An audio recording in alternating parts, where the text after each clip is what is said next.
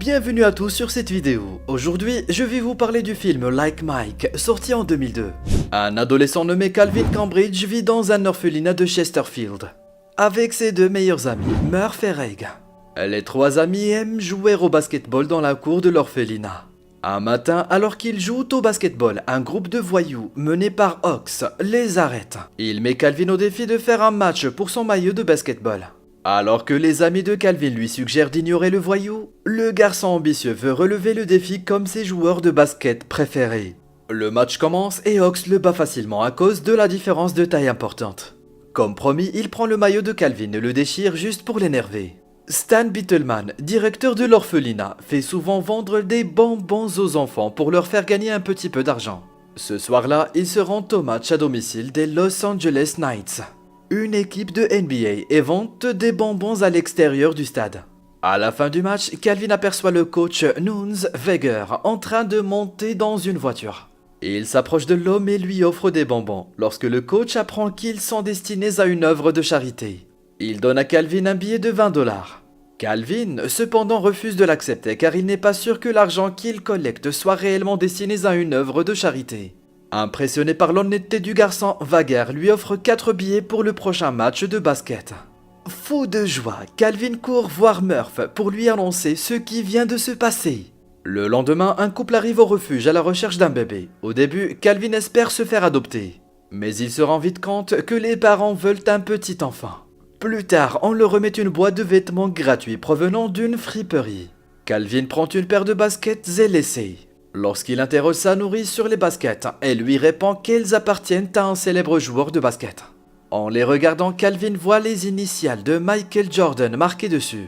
Ox est jaloux des baskets et les prend. Il attache les lacets ensemble et les jette en l'air. Et à la déception de Calvin, les chaussures sont suspendues au câble électrique. Un orage se déchaîne dans la nuit alors que tout le monde dort. Calvin réveille Murph et Reg pour enlever les chaussures du câble. Ils sortent sous la pluie battante. Calvin parvient à grimper sur un arbre près du câble. Il attrape ses baskets lorsque la foudre les frappe directement, faisant tomber Calvin au sol avec ses chaussures. Par chance, il n'est pas sérieusement blessé. Le lendemain, les enfants se rendent à l'arène pour vendre à nouveau des bonbons. Calvin, Murph et Reg obtiennent 4 billets, comme l'entraîneur l'avait promis. Ox et son groupe d'amis les voient et en sont jaloux. Les voyous menacent de dire à Bittleman qu'ils ont acheté les billets avec l'argent de la charité. Pour l'empêcher de faire des histoires, Calvin offre à Ox l'un des billets. Tous les 4 profitent du match entre les Knights et le Minnesota. À la mi-temps, la star de l'équipe, Tracy Reynolds, est l'un des entraîneurs prenant part à un spectacle de mi-temps destiné à inviter davantage de spectateurs dans le stade. Une personne du public aura la chance de rencontrer Tracy en tête-à-tête. À la surprise du groupe, le numéro du ticket de Calvin gagne. Ox essaie de lui arracher le billet des mains, mais Calvin réussit à le duper et court vers la scène avec son billet. Tracy se fiche un peu du throw-in, puisque Calvin n'est qu'un enfant. Il le laisse gagner le premier round pour impliquer davantage le public, mais après cela, il doit arrêter le petit, où il sera humilié. Tracy fait de son mieux, mais ne peut empêcher Calvin de marquer en faisant un dunk. La foule est sous le choc et applaudit frénétiquement, tandis que le joueur vedette se retire embarrassé. Le lendemain, les entraîneurs des Knights vont rencontrer Bittleman pour lui demander de laisser Calvin jouer pour eux. Le directeur résiste d'abord, mais accepte de le laisser partir lorsqu'on lui propose de l'argent. Les amis de Calvin sont ravis et très heureux pour lui. Ox, par contre, est furieux. Comme Calvin n'arrivait même pas à battre Ox avant d'avoir les baskets, les enfants ont conclu que les chaussures sont magiques. Ils ont décidé de garder le secret pour que personne n'essaie de les dénoncer, sans savoir que Ox les a entendus en parler. Le lendemain, Calvin entre dans le vestiaire des Knights, ce qui agace Tracy. Ses coéquipiers demandent à Tracy d'être prêt, car le gamin est en route vers son trône. Calvin reçoit un maillot des Knights et une paire de nouvelles baskets à porter. Il demande au coach s'il peut porter ses vieilles baskets, mais le coach ne se soucie pas des vêtements. La présence de Calvin n'est qu'un coup de pub, alors peu importe comment il joue. La popularité de Calvin a augmenté de façon exponentielle après le dernier match, ce qui a fait augmenter la foule dans les tribunes. Il ne peut pas jouer la première moitié du match. Comme leur équipe est sur le point de perdre, il demande à l'entraîneur de lui donner une chance. Bien que sceptique, l'entraîneur laisse Calvin jouer. Comme il ne porte pas ses chaussures porte-bonheur, Calvin devient nerveux et demande un temps mort. ce qui a le don d'ennuyer tout le monde. Il court au vestiaire pour mettre ses vieilles chaussures. À son retour, il est beaucoup plus confiant et aide efficacement son équipe à rattraper l'adversaire au niveau des points et à les aider à gagner.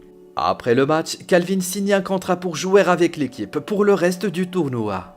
Calvin est dans le foyer en train de se préparer pour aller au tournoi. Beetleman explique au garçon et toujours son tuteur. Il lui dit donc de faire attention car il y a peut-être des gens qui voudront l'adopter uniquement à cause de son argent. Sur le vol, le coach assigne Tracy et Calvin à une chambre commune.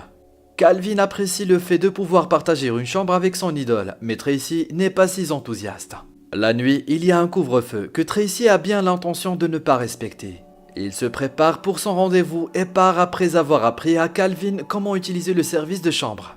Le gamin peut manger où il veut et autant qu'il veut, il en profite pleinement. Lorsque Calvin revient avec sa petite amie, la pièce est jonchée de nourriture non consommée.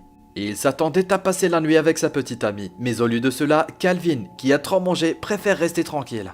Les garçons se couchent tard le soir, mais même s'il est fatigué, Tracy a du mal à s'endormir à cause des ronflements de Calvin. Ils ont un match important le lendemain, mais Tracy est épuisé. Calvin informe sans le vouloir le coach qu'il se sent couché tard.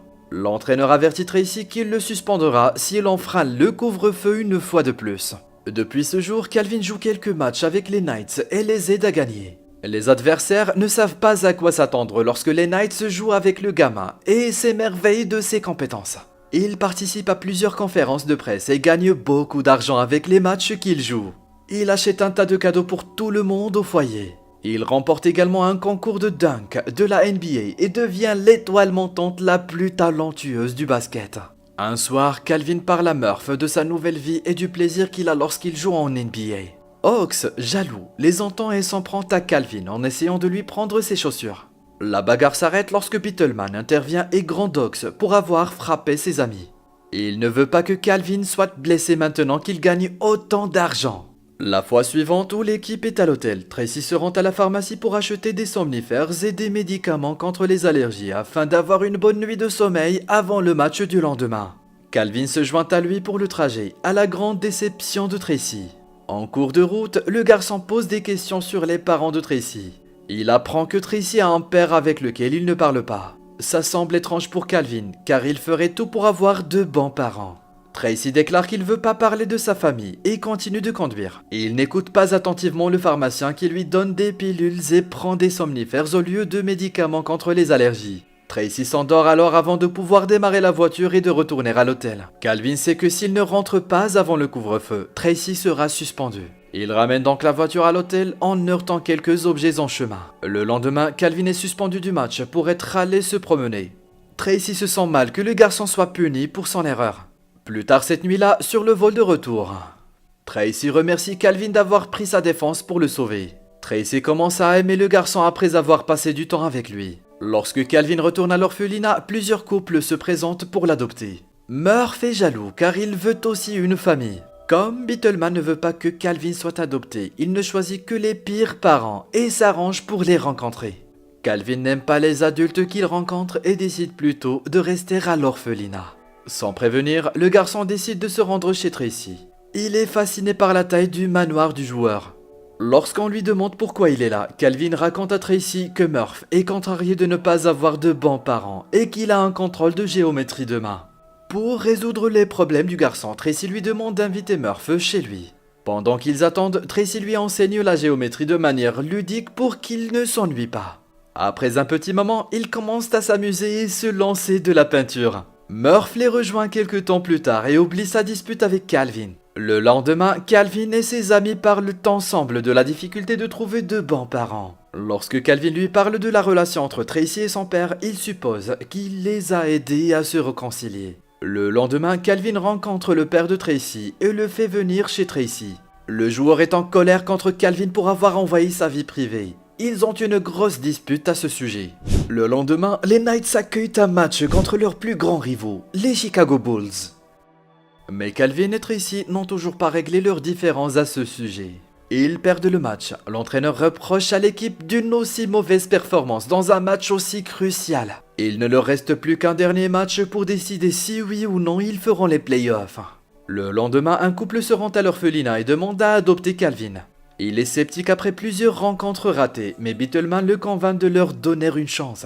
Il fait porter à Calvin de nouvelles chaussures, lui disant qu'il est plus présentable et qu'ils auront encore plus envie de l'adopter. Avant de partir, Calvin remet ses baskets porte-bonheur à Murph, lui demandant de les garder au prix de sa vie. Pour essayer les chaussures, Murph les enfile et essaie de jouer comme Calvin, mais il échoue. Il pense qu'elles ne lui vont pas et continue à parler à une photo de sa mère. Ox et ses amis le menacent pour qu'il leur dise où sont les baskets. Comme il refuse, il l'emmène chez Beetleman qui menace de brûler la seule photo de sa mère que Murph possède. Sans issue, Murph leur dit où il a caché les chaussures. Plus tard, Beetleman rencontre ses associés et parie $100 000 contre les Knights lors du prochain match. Comme il a caché les baskets porte-bonheur, il est sûr que Calvin fera un match horrifiant. Calvin va dîner avec ses éventuels futurs parents, mais il ne semble pas s'intégrer à cette famille. Pendant ce temps, Tracy rencontre son père et se réconcilie avec lui. Calvin lui manque terriblement et il lui parle avant leur prochain match. Il veut adopter le garçon, mais se retient de le lui dire après avoir vu le couple que Calvin est allé voir hier. 20 minutes avant le match, Murph appelle Calvin et lui parle des baskets. Calvin se précipite au foyer pour les récupérer. Les enfants l'aident à attacher Beetleman et lui demandent ce qu'il a fait des chaussures. Ox tente donc d'aider Beetleman, mais il change d'avis après que Beetleman l'ait insulté une fois de plus. Il sort les baskets du coffre et les rend à Calvin.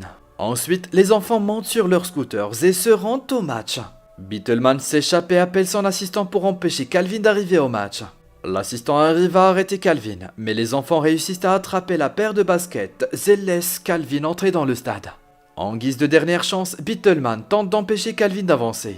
Mais le garçon lui rentre dedans avec son scooter et parvient finalement à se rendre au match. Au moment où il arrive, l'équipe est largement dominée. Lorsqu'il commence à jouer, il rattrape rapidement leur adversaire au score. Cependant, il se fait accrocher au milieu du match, puis ses baskets se déchirent.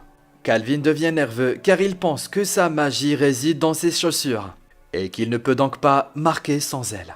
Tracy motive le garçon en lui disant que les chaussures ne lui ont donné que de la confiance.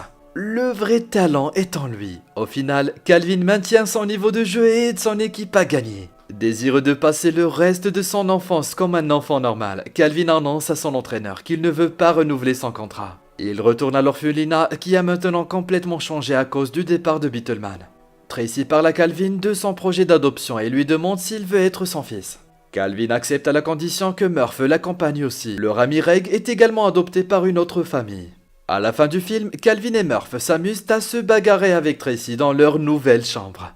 J'espère que vous avez apprécié cette vidéo. Abonnez-vous pour voir d'autres contenus de ce type et n'oubliez pas de mettre un pouce bleu pour nous aider. Laissez également un commentaire si vous souhaitez que nous parlions de votre film préféré. A très vite, prenez soin de vous.